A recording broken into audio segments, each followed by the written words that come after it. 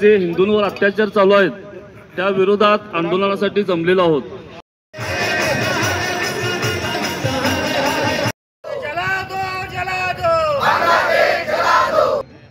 जय श्रीराम, जय श्रीराम, जय श्रीराम, जय श्रीराम, जय श्रीराम, जय श्रीराम।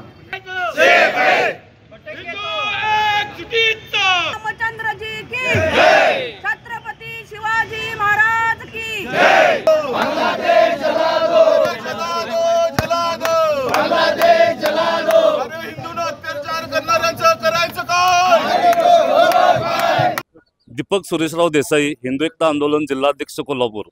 आज कोल्हापुरात सकल हिंदू समाज यांच्यामार्फत बांगलादेश येथे जे हिंदूंवर अत्याचार होत आहेत या विरोधात आंदोलन धरणे आंदोलनाचं आयोजन केलेलं आहे। या आंदोलनात सर्व हिंदू समाज सहभागी झालेला आहे। या असंच जर हिंदूंवर अत्याचार चालू राहिले बांगलादेशात तर याचे पडसाद भारतात आणि कोल्हापुरात सुद्धा उमटतील याची सरकारनं नोंद घ्यायची आहे। आज मानवाधिकार दिन आहे। या दिवसाचं औचित्य साधून सर्व हिंदू रस्त्यावर उतरलेले आहेत। सकल हिंदू समाज महाराष्ट्र आज कोल्हापुरात सुद्धा हे आंदोलन करत आहे। ठिकठिकाणी तहसीलदारांना निवेदन दिलं जात आहे। आज कोल्हापुरात जिल्हाधिकाऱ्यांना निवेदन देत आहोत। जर हिंदूंवरचे हल्ले बंद झाले नाहीत बांगलादेशात तर आम्ही भारत देशात महाराष्ट्रात आणि कोल्हापुरात उग्र आंदोलन करणार आहोत। याची नोंद सरकारने घ्यावी। भारत सरकारने बांगलादेश सरकारशी बोलणी करून त्यांना भाग पाडावे।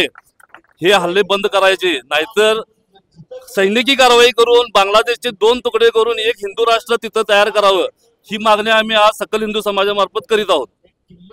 कोल्हापूर या ठिकाणी कलेक्टर ऑफिसच्या दारामध्ये सकल हिंदू समाजाच्या वतीनं जे काय आंदोलन करण्यात येत आहे त्या संदर्भात मला एवढंच सांगायचं आहे की ज्या पद्धतीनं बांगलादेशामध्ये हिंदू बांधवांच्या वरती आणि प्रभूजींच्या जे इस्कॉनच्या माध्यमातून अखंड जगामध्ये जे धर्माच्या संस्कृतीचं चांगलं जतन करण्याचं काम करत आहेत त्यांच्यावरती दबाव टाकून त्यांच्यावरती जो अन्याय चालू आहे यासाठी आंदोलन केलं आहे।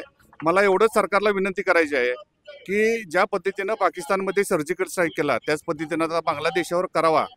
कारण आपली भारतीय संस्कृती जपण्याचे जे लोक काम करतात आणि ती संस्कृती दाबण्याचं दडपण्याशाही पद्धतीने ज्या पद्धतीने जे काम चालू आहे ते आपली संस्कृती जपणारं सरकार आपल्या देशामध्ये आलेलं आहे आणि त्यांची इथंही जबाबदारी आहे। कारण बघितलं ज्या पद्धतीनं लोकसभेच्या वेळी आणि ते परवा झालेल्या विधानसभेच्या वेळी जो समाज एका फतव्याच्या माध्यमातून आपल्या देशामध्ये राहून पाकिस्तानचा फतवा स्वीकारतो त्यांना इंडियामध्ये भारतामध्ये राहण्याचा अधिकार नाही आणि इंडिया आघाडीचं जे सरकार त्यांच्या पाठीमागं आहे त्यांची पण आता ते लोकसभेमध्ये नेस्तनाबूत झालं आहे।